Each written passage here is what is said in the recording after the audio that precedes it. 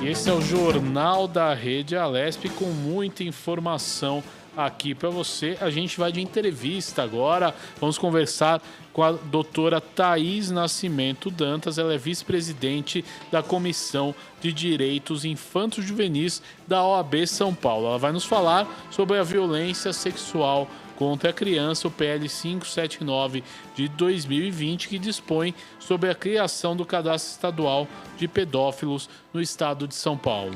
Doutora Thaís, bom dia, seja muito bem-vinda ao Jornal da Rede Alesp. Estar com vocês falando de um tema tão importante e necessário. Doutora, as leis que protegem crianças e adolescentes contra a violência sexual são suficientes? A gente tem no Brasil um cenário normativo muito positivo em relação à proteção de crianças e adolescentes. Acho que um primeiro ponto que é importante destacar é que lá em 1988, com a Constituinte, escolhemos colocar no artigo 227 que os direitos de crianças e adolescentes devem ser assegurados com absoluta prioridade. Isso é, em primeiro lugar, no âmbito de políticas, de serviços, de orçamento público. Em 90, veio o Estatuto da Criança e Adolescente, e a gente tem, inclusive, leis específicas em relação ao enfrentamento à violência contra crianças e adolescentes, como a lei de escuta protegida, o plano temático necessário. O grande desafio é um descompasso entre o que está assegurado e o que é colocado na prática, ou seja, a gente precisa que efetivamente crianças e adolescentes sejam protegidos, e isso passa por uma necessidade de políticas públicas e de profissionais capacitados, e o que também envolve, obviamente, uma necessidade de investimento. Agora, doutora, o que falta, né, fazer por parte do governo para ajudar no combate a esse tipo de crime? O que a gente precisa desenvolver em termos de políticas públicas para que a gente tenha uma ação mais eficaz num crime que é tão, lamentável? Sim, sem dúvida é algo bastante grave, e os índices demonstram que no Brasil a violência contra crianças e adolescentes, falando especificamente sobre a violência sexual, ela é muito preocupante. Os dados do Anuário Brasileiro da Segurança Pública apontam que a cada hora 4 meninas brasileiras de até 13 anos são estupradas. Então, de fato, é uma questão muito grave, e a gente precisa olhar para o que está nas bases desse número, que de fato, uma desigualdade de gênero bastante forte, para além disso, um olhar que vê crianças e adolescentes meramente como objetos e não como sujeitos. Então, tem um primeiro exercício que está relacionado à prevenção, que daí perpassa por o quê? Para que crianças e adolescentes efetivamente tenham informações sobre como se proteger, então, em relação à educação sexual, a consentimento, a quais são as partes do corpo, a como estabelecer esses limites, uma educação que também os informe quem procurar em caso de alguma situação de desconforto. Então, eles entenderem que isso precisa ser levado à frente, e que é necessário que haja esse espaço de confiança, que muitas vezes está relacionado com algum profissional na escola, há também canais de denúncia online, enfim, a criança precisa ter acesso a essas informações. E, para além disso, acho que a sociedade como um todo precisa fazer esse exercício de entender a gravidade desse tipo de violência e não silenciar perante violações. Acho que esse é um primeiro passo no campo da prevenção. E, para além disso, é necessário, sem dúvida, fortalecer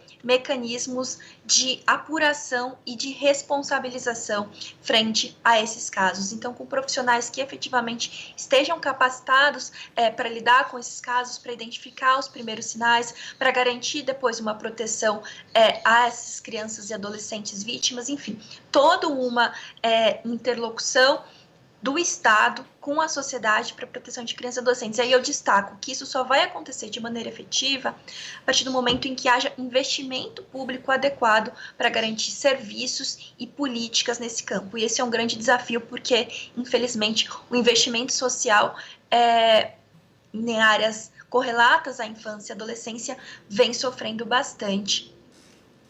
Doutora, a gente tem aqui em tramitação o projeto 579 de 2020, que dispõe sobre a criação do cadastro estadual de pedófilos no estado de São Paulo. A senhora avalia que a criação desse cadastro é uma maneira eficaz de fechar o cerco contra esses criminosos? No primeiro olhar, essa iniciativa parece pouco efetiva no enfrentamento à violência contra crianças e adolescentes, porque ela está muito mais num campo de gerar, né, um constrangimento, uma resposta para além da resposta penal que essas pessoas acusadas já tiveram, conforme o que prevê a nossa legislação. E se a gente pensar, né, em mecanismos para evitar o contato dessas pessoas, acho que a gente tem, por exemplo, uma via de buscar antecedentes criminais por conta de uma contratação de um emprego de alguém que vai lidar diretamente com crianças e adolescentes. Então, outros mecanismos que não esse tipo de cadastros e que já supririam essa necessidade. Para além disso, eu acho que há um risco desse cadastro tirar do foco o que realmente precisa ser destacado quando a gente fala de enfrentamento à violência contra crianças e adolescentes, que é isso que eu coloco, é olhar para a criança e adolescente como um sujeito de direitos, garantir a ela acesso à informação, acesso a mecanismos de denúncia e, para além disso, mecanismos de apuração e responsabilização. Isso parece ser mais importante. Investimento público nesse campo seria mais efetivo, a meu ver, do que a criação desse cadastro, que acho que gera bastante visibilidade, mas tem baixa efetividade. Agora, doutora, é importante também a gente tocar num assunto aí que é relevante. Houve aumento nesse tipo de crime em tempos de pandemia? Quais são as estatísticas? O que vocês têm analisado em relação a isso? Há um olhar de que crianças e adolescentes, sem dúvidas, estão mais vulneráveis nesse contexto de pandemia e isolamento, agora nesse momento presente, por conta do isolamento em casa, especialmente nesse cenário em que as estatísticas demonstram que a maioria dos crimes é cometido por um familiar. É isso também o que aponta o Anuário Brasileiro da Segurança Pública. Então, infelizmente, para muitas crianças e adolescentes, estar em casa não é um ambiente seguro, e é por isso que é fundamental que hajam esses canais de denúncia, esse olhar atento de todas e todos como sociedade. Para além disso, acho que é também importante pensar numa outra perspectiva relacionada à violência sexual, porque a violência sexual tem duas modalidades, uma que é o abuso, né, que é essa satisfação lasciva por meio do uso de uma criança ou adolescente, e tem a exploração sexual, em que há esse abuso, mas para além disso, há uma questão econômica. Há, infelizmente, diversas projeções que mostram que, em decorrência da pandemia, da crise sanitária e também da crise econômica que acompanha, famílias vão ficar em situação de maior vulnerabilidade. Em decorrência disso, há um risco também que, por conta dessa vulnerabilidade socioeconômica, mais crianças e adolescentes sejam empurrados também para o caminho da exploração sexual. E por isso que é necessário respostas complexas, olhando para esse contexto da família, que já está bastante explícito em relação à maior vulnerabilidade nesse espaço, como também pensando em medidas de longo prazo, entendendo que para garantir os direitos de crianças e adolescentes é preciso cuidar dessas famílias, inclusive por meio de apoio socioeconômico, enfim, de respostas que diminuam essa vulnerabilidade social das famílias. Com certeza.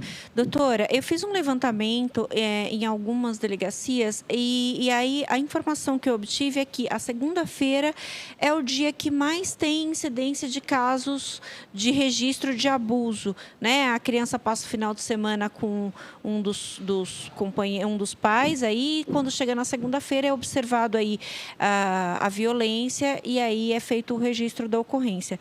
A doutora Tereza Santana, que eu entrevistei recentemente, juíza do TJ, ela confirmou essa informação no tribunal também. Eles percebem essa incidência da segunda-feira. Doutora Albertina Duarte também, que é ginecologista. Eu queria saber se a senhora vê que medidas preventivas seriam adequadas para que evitasse que já se sabe que esse é um momento, esse é um dia de maior incidência. Relacionado aí a essa questão das visitas, se não haveria uma possibilidade de medidas preventivas para que evitasse esse tipo de acontecimento. Sem dúvidas, é necessário pensar em estratégias a partir, né, desse dado que você traz de que, de fato, há uma incidência maior. E acho que isso está muito relacionado, especificamente, né, nesse cenário que você traz, à fixação de regimes de visitas. Então, é fundamental que, quando da tomada de decisão, nesse caso em específico, decisão judicial, que haja uma verificação em relação a quem é esse parente que está sendo visitado, em que condições que a criança está sendo colocada, se é viável que essa visita, essa convivência aconteça sem a presença de um outro adulto, enfim, de uma outra pessoa responsável, dado que a criança fica nessa situação de vulnerabilidade. E um ponto que acho que é fundamental destacar é que essas medidas de prevenção, né? Então, olhar para onde a criança está vendo, tendo responsabilidade na fixação dessa medida, deve acontecer. E, para além disso, é fundamental tomar medidas para que isso não se reproduza continuamente, porque, infelizmente, há também uma situação que é relatada por diversas mulheres, mães, de um desafio de, a partir de uma situação em que, numa visita, se há suspeita de violência sexual, e isso é comunicado, há uma demora numa resposta quanto a isso, em relação a tirar a criança dessa situação de possível risco. E é necessário que as respostas sejam rápidas nesse campo, porque, em alguma medida, isso pode significar a continuidade, né, da violência contra essa criança e adolescente, e também uma falta de resposta em relação a todos os cuidados que uma criança, adolescente, enfim, um indivíduo deve ter depois de sofrer um tipo de violência sexual. Passa por um apoio médico para as medidas cabíveis, um apoio psicológico, socioassistencial. Então, é preciso articular todos esses pontos. É por isso que eu coloquei, né, anteriormente, de maneira forte, essa necessidade de que respostas à violência sexual precisam ser complexas, articuladas entre as diferentes pastas, diferentes temáticas, porque senão a gente não vai conseguir ter uma construção de política pública verdadeiramente eficiente na resposta à violência sexual contra crianças e adolescentes. Doutora, recentemente eu tomei conhecimento de um caso onde uma dentista recebeu uma criança de 5 anos e no exame ela percebeu que a criança tinha uma ferida na boca que era diferente e o palato dela estava afundado. Nos exames clínicos constatou-se que aquela criança estava com uma DST. E aí constatou-se aí a questão do abuso. A gente sabe também que os professores têm um papel fundamental na identificação desses abusos. Tem uma sensibilidade muito grande para perceber quando a criança ali está sofrendo algum tipo de abuso. Eu queria que a senhora falasse, até juridicamente, com relação a um profissional que toma conhecimento de uma situação como essa, se ele tem uma obrigação legal de denunciar e moral, né, de proceder com essa denúncia. Sem dúvidas. Pelo Estatuto da Criança e Adolescente, lá no artigo 70, de maneira genérica, ele fala que é dever de todos prevenir ocorrência, ameaça ou violação dos direitos de crianças e adolescentes. E daí, nesse sentido, a partir dessa previsão, reafirma-se, né, que a responsabilidade pelos direitos de crianças e adolescentes é compartilhada. O Estado, por meio dos seus 3 poderes, legislativo, executivo, judiciário, as famílias e a sociedade como um todo. Então, acho que é importante reafirmar isso. Direitos de crianças e adolescentes deve ser garantido com prioridade absoluta, e isso é uma responsabilidade compartilhada. E quando a gente fala de violência, isso fica ainda mais explícito, porque há, de fato, né, alguns sinais que perpassam, e essas pessoas, esses profissionais que têm um contato mais próximo a crianças e adolescentes, ocupam esse espaço que pode ser um canal bastante importante. E para isso, a gente reafirma aqui a necessidade de que esses profissionais estejam capacitados a lidar com esse tipo de situação. Então, por exemplo, o artigo 70A do ECA também, ele vai falar sobre a necessidade de formação continuada, de capacitação de profissionais na área de saúde, educação, assistência social e outros que atuam na temática de direitos de crianças e adolescentes, para ter ferramentas necessárias à prevenção, à identificação de evidências, diagnóstico, enfrentamento de violência contra crianças e adolescentes. Então, é fundamental reconhecer a centralidade do papel que esses profissionais ocupam e, a partir disso, dar ferramentas para que eles possam trabalhar e ter essa função tão importante que é ter uma identificação precoce de uma situação de violência contra crianças e adolescentes para, de fato, preveni-la ou, no caso de já ter acontecido, buscar as respostas adequadas a proteger essa criança e retirá-la da situação de violência, porque, infelizmente, não são poucos os casos, né, pelo que a gente recebe, pelas notícias e até mesmo de estatísticas, ao fato de que a violência sexual, especialmente essa que acontece no ambiente familiar, ela não é algo pontual, ela é algo reiterado. São meninas e meninos que são submetidos a isso de maneira contínua, a um sofrimento que obviamente viola seus direitos de maneira muito grave e que pode trazer repercussões bastante severas para a sua vida como um todo. Doutora, nós gostaríamos muito de agradecer a sua participação aqui no Jornal da Rede Alesp, os seus esclarecimentos aqui para a gente. Um ótimo dia para a senhora. Obrigado, doutora Thaís. Muito obrigada pela oportunidade.